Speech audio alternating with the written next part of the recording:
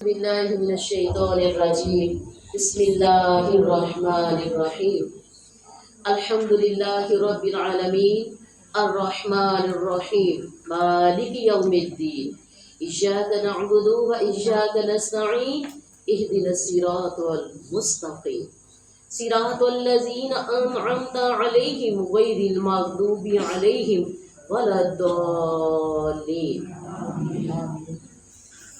رب اشرح لي صدري ويسر لي امري واحلل عقدة من لساني يفقهوا قولي صدق الله العظيم الصلاة والسلام عليك يا سيدي يا رسول الله وعلى آلك وصحابك يا حبيب الله مصطفیٰ صلی اللہ تعالیٰ علیہ وآلہ وسلم کے نوکروں کے نوکر خانہ میں آنے والی تمام قابل احترام اہل ایمان روزہ دار ماؤں بہنوں بیٹیوں اپنے جملہ سٹاف اور طالبات کو پیار محبت اور امن کا پیغام سلام پیش کرتی ہوں السلام علیکم ورحمۃ اللہ وبرکاتہ۔ وعلیکم السلام ورحمۃ اللہ وبرکاتہ۔ رمضان المبارک دورہ سیرت النبی صلی اللہ تعالیٰ علیہ وآلہ وسلم سیشن نمبر 1 میں آج ہم جو ولادت باسعادت کا کل ہم نے پڑھا اور آج ہم نبی صلی اللہ علیہ وسلم کی جو حیات مبارکہ کے 40 سال کے نبوت سے پہلے اس کے اوپر ہم بات کر رہے ہیں، تو آج ہم نبی صلی اللہ تعالیٰ علیہ وسلم کی حیات مبارکہ کا جو پارٹ نمبر 4 ہے وہ آپ کے سامنے پیش کریں گے۔ جیسا کہ ہم نے گزشتہ سبق میں یہ چیز دیکھی کہ نبی صلی اللہ تعالیٰ علیہ وسلم کی شفیق محبت پیار کرنے والی والدہ کا انتقال ہو گیا، آپ رحلت فرما گئی، اور ان کے انتقال کے بعد نبی صلی اللہ تعالیٰ علیہ وسلم اپنے دادا جان کے سایہ شفقت میں آئے۔ ایمان والیوں، بوڑھے عبد المطلب اپنے پوتے کو لے کر مکہ پہنچے، ان کا دل اس یتیم پوتے کی محبت اور شفقت کے جذبات سے تپ رہا تھا۔ عبد المطلب کے جذبات میں پوتے کے لیے ایسی رفقت تھی کہ ان کی اپنی صلبی اولاد یعنی کہ سگی اولاد کے لیے بھی ایسی محبت یا رفقت نہ تھی۔ چنانچہ قسمت نے آپ کو تنہائی کے جس صحرا میں لا کھڑا کیا تھا، عبد المطلب اس میں آپ کو تنہا نہ چھوڑا، بلکہ آپ کو اپنی اولاد سے بڑھ کر چاہتے اور بڑوں کی طرح آپ کا عزت اور احترام کرتے تھے۔ ایمان والیوں، نبی صلی اللہ تعالیٰ علیہ وآلہ وسلم کی عمر ابھی 8 سال اور 2 مہینے 10 دن کی ہوئی تھی کہ آپ کے دادا عبد المطلب کا بھی جو سایہ شفقت تھا وہ آپ سے اٹھ گیا۔ ان کا انتقال مکہ میں ہوا، اور وفات سے پہلے آپ صلی اللہ تعالیٰ علیہ وآلہ وسلم کے چچا ابو طالب جو کہ آپ کے والد عبداللہ کے سگے بھائی تھے، آپ کی کفالت میں وصیت کر گئے تھے۔ کون؟ عبد المطلب۔ ان کی کفالت میں حضرت عبداللہ کی کہ جو سگے بھائی تھے ان کی کفالت میں وصیت کر گئے تھے، اور وہ کون تھے؟ ابو طالب۔ جب آپ اپنے شفیق چچا کی کفالت میں آئے تو ایمان والیوں، آپ نے یعنی کہ ابو طالب نے اپنے بھتیجے کا حق کفالت بڑی خوبی سے ادا کیا اور آپ کو اپنی اولاد میں شامل کیا، بلکہ ان سے بھی زیادہ آپ سے محبت اور آپ کو شفقت دی۔ 40 سال سے زیادہ عرصے تک آپ کو قوت پہنچائی، اپنی حمایت کا سایہ دراز رکھا، اور آپ صلی اللہ تعالیٰ علیہ وآلہ وسلم ہی کی بنیاد پر دوستی اور دشمنی کی۔ مان والیوں، آپ کی حیات طیبہ میں جو ابتدائی 4 سال تھے اس میں سے ایک آپ کے روح مبارک سے جو فیضان بارہ ہوئی اس کا بھی انشاءاللہ ذکر کرتے ہیں۔ مختصر ابن اساکر نے جلحمہ بن غلفتہ سے روایت کی ہے کہ میں مکہ میں آیا، لوگ قحط سے دوچار تھے۔ قریش نے کہا ابو طالب وادی قحط کا شکار ہے، بال بچے کال کی زد میں ہے، چلیے بارش کی دعا کیجیے۔ ابو طالب ایک بچہ ساتھ لیے برآمد ہوئے۔ بچہ ابر آلود سورج معلوم ہوتا تھا جس سے گھنا بادل ابھی ابھی چھٹا ہو۔ اس کے ارد گرد اور بھی بچے تھے۔ ابو طالب نے اس بچے کا ہاتھ پکڑ کر اس کی پیٹھ کعبہ کی دیوار سے ٹیک دی۔ بچے نے انگلی پکڑ رکھی تھی۔ اس وقت آسمان سے بادل کا اچھا کوئی ٹکڑا نہ تھا۔ کیا دیکھتے ہیں کہ آسمان پر بادل کا کوئی ٹکڑا نہ تھا، لیکن دیکھتے ہی دیکھتے ادھر ادھر سے بادل کی آمد شروع ہو گئی اور ایسی دھواں دار بارش ہوئی کہ وادی میں سیلاب آ گیا اور شہریں بیابان شاداب ہو گئے۔ بعد میں ابو طالب نے اسی واقعے کی مناسبت کی طرف اشارہ کرتے ہوئے محمد صلی اللہ علیہ وآلہ وسلم کی مدح میں کیا کہا تھا؟ اس کا ترجمہ: وہ خوبصورت ہیں، ان کے چہرے سے بارش کا فیضان طلب کیا جاتا ہے، یتیموں کے ماں باپ اور بیواؤں کے محافظ ہیں۔ اور ایمان والیوں، اسی مناسبت سے حضرت پیر سید مہر علی شاہ نے کیا فرمایا؟ آپ نے اپنی ایک مشہور نعت میں آپ صلی اللہ تعالیٰ علیہ وآلہ وسلم کے روح انور کا ذکر جن الفاظ میں کیا ہے وہ آب زر سے لکھنے جانے کے قابل ہے۔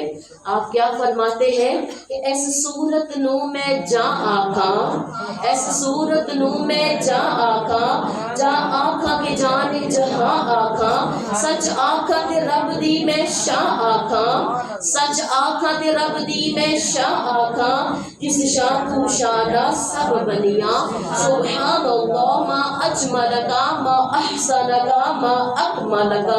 کتھے مہر علی کتھے تیری ثنا، کتھے مہر علی کتھے تیری ثنا، گستاخ اکھیاں کتھے جا اڑیاں۔ یہ میرے نبی کے چہرہ انور کی تعریف۔ ایمان والیوں، اس کے بعد میں ہم آگے چلتے ہیں تو دیکھتے ہیں کہ بحیرہ ایک راہب کا واقعہ بھی ہمیں ملتا ہے۔ جب آپ صلی اللہ تعالیٰ علیہ وآلہ وسلم کی عمر مبارک 12 برس کی ہوئی اور ایک تفصیل کے مطابق، تفصیلی قول کے مطابق 12 برس 2 مہینے 10 دن کی ہو گئی تو ابو طالب آپ صلی اللہ تعالیٰ علیہ وسلم کو ساتھ لے کر تجارت کے لیے ملک شام کے سفر پر نکلے اور بصرہ پہنچے۔ بصرہ شام کا ایک مقام اور حرین کا مرکزی شہر ہے۔ اس وقت ایمان والیوں یہ جزیرۃ العرب کی رومی مقبوضات کا دارالحکومت تھا۔ اس شہر میں ایک جرجیس نامی ایک راہب رہتا تھا جو بحیرہ کے لقب سے معروف تھا۔ جب قافلے نے وہاں پر پڑاؤ ڈالا تو یہ راہب اپنے گرجے سے نکل کر قافلے کے اندر اور اس کی میزبانی کے لیے شامل ہو گیا، حالانکہ وہ اس سے پہلے اس نے کبھی ایسا عمل نہیں کیا تھا۔ اس نے رسول اللہ صلی اللہ تعالیٰ علیہ وآلہ وسلم کو آپ صلی اللہ تعالیٰ علیہ وآلہ وسلم کے اوصاف کی بنا پر پہچان لیا اور آپ صلی اللہ تعالیٰ علیہ وآلہ وسلم کا ہاتھ پکڑ کر کہا، یہ سید العالمین ہے، اللہ نے انہیں رحمت للعالمین بنا کر بھیجے گا۔ ابو طالب نے کہا، آپ کو یہ کیسے معلوم ہوا؟ تو اس نے کہا، تم لوگ جب گھاٹی کے اس جانب نبودار ہوئے تو کوئی بھی درخت یا پتھر ایسا نہیں تھا جو سجدے کے لیے جھک نہ گیا ہو، اور یہ چیزیں نبی کے علاوہ کسی اور انسان کو سجدہ نہیں کرتی ہے۔ پھر میں انہیں کی مہر نبوت سے پہچانتا ہوں جو کندھے کے نیچے پوری یعنی کہ نرم ہڈی کے پاس سیب کی طرح ہے، اور ہم انہیں اپنی کتابوں میں بھی پاتے ہیں۔ اس کے بعد اس راہب نے ابو طالب سے کہا کہ انہیں واپس کر دو، ملک شام نہ لے جاؤ کیونکہ یہود سے انہیں خطرہ ہے۔ اس پر ابو طالب نے بعض غلاموں کی معیت میں آپ صلی اللہ تعالیٰ علیہ وآلہ وسلم کو مکہ واپس بھیج دیا۔ ایمان والیوں، جنگ فجار ابھی آپ صلی اللہ تعالیٰ علیہ وسلم کی عمر مبارک 15 برس کی ہوئی تو جنگ فجار پیش آئی۔ اس جنگ میں ایک طرف قریش اور دوسری طرف بنو کنانہ تھے، اور بنو قریش اور اس کے ساتھ بنو کنانہ تھے، اور دوسری طرف قیس اعلان تھے۔ قریش اور کنانہ کا کمانڈر حرب بن امیہ تھا، کیونکہ وہ اپنے سنو شرف کی وجہ سے قریش و کنانہ کے نزدیک بڑا مرتبہ رکھتا تھا۔ پہلے پہر کنانہ پر قیس کا پلہ بھاری تھا، لیکن دوپہر ہوتے ہی قیس پر کنانہ کا پلہ بھاری ہو گیا۔ اسے ایمان والیوں حرب فجار اس لیے کہتے ہیں کہ اس میں حرم اور حرام مہینے دونوں کی حرمت چاک کی گئی۔ اس جنگ میں رسول اللہ صلی اللہ تعالیٰ علیہ وآلہ وسلم بھی تشریف لے گئے تھے اور اپنے چچاؤں کو تیر تھماتے تھے۔ اب آگے چل کے دیکھتے ہیں کہ ایک اور ہمیں معاہدے کا پتہ چلتا ہے جس کو حلف الفضول کہا جاتا ہے۔ کون سا معاہدہ؟ حلف الفضول کہا جاتا ہے۔ ایمان والیوں، حلف الفضول ایک ایسے معاہدے کا نام ہے جو دور جاہلیت میں مظلوموں کی حمایت کے لیے قریش کے بعض قبائل کے درمیان مکہ میں منعقد ہوا تھا۔ اس معاہدے کا سبب یہ تھا کہ قبیلہ قریش کے افراد کبھی اجنبی افراد یا ان افراد کے ساتھ ظلم روا رکھتے تھے جن کا مکہ میں قبیلہ یا خاندان نہیں ہوتا تھا۔ اب جب اس جنگ کے بعد یعنی کہ جنگ فجار کے بعد ایک حرمت والے مہینے ذی القعدہ میں حلف الفضول پیش آئی۔ چند قبائل قریش یعنی کہ بنی ہاشم، بنی مطلب، بنی اسد بن عبد العزی، بنی زہرہ، بنی بن کلاب اور بنی طیہ بن مرہ نے اس کا اہتمام کیا۔ یہ سب لوگ عبداللہ بن جدعان تیمی کے مکان پر جمع ہوئے، کیونکہ وہ سنو شرف میں ممتاز تھا، اور آپس میں عہد و پیمان کیا کہ مکہ میں جو بھی مظلوم آئے گا، خواہ مکہ کا رہنے والا ہو یا کہیں اور کا، یہ سب اس کی مدد حمایت میں اٹھ کھڑے ہوں گے اور اس کا حق دلوائیں گے۔ یاد رکھیں ایمان والیوں، اس اجتماع میں نبی صلی اللہ تعالیٰ علیہ وآلہ وسلم بھی تشریف فرما تھے، اور بعد میں شرف رسالت سے مشرف ہونے کے بعد فرمایا کرتے تھے کہ میں عبداللہ بن جدعان کے مکان پر ایک ایسے معاہدے میں شریک تھا کہ مجھے اس کی عوض سرخ اونٹ بھی پسند نہیں، اور اگر دور اسلام میں اس عہد و پیمان کے لیے مجھے بلایا جاتا تو میں لبیک کہتا۔ ایمان والیوں، اس معاہدے کی روح عصبیت کے اعتبار سے اٹھنے والی جو جاہلی حمیت کی یہ منافی تھی۔ اس معاہدے کا سبب یہ بتایا جاتا ہے کہ زبیر کا ایک آدمی سامان لے کر مکہ آیا اور عاص بن وائل نے اس سے سامان کو خریدا، لیکن اس کا حق روک لیا۔ اس نے حلیف قبائل عبدالدار، بخروج، جمحہ، سہم اور علی سے مدد کی درخواست کی، لیکن کسی نے اس کی مدد نہ کی، کوئی توجہ نہ دی۔ اس کے بعد اس نے جبل ابو قبیس پر چڑھ کر بلند آواز سے چند اشعار پڑھے، جس میں اپنی داستان مظلومیت بیان کی تھی۔ اس پر زبیر بن عبد المطلب نے دوڑ دھوپ کر کے اور کہا کہ یہ شخص بے یار و مددگار کیوں ہے؟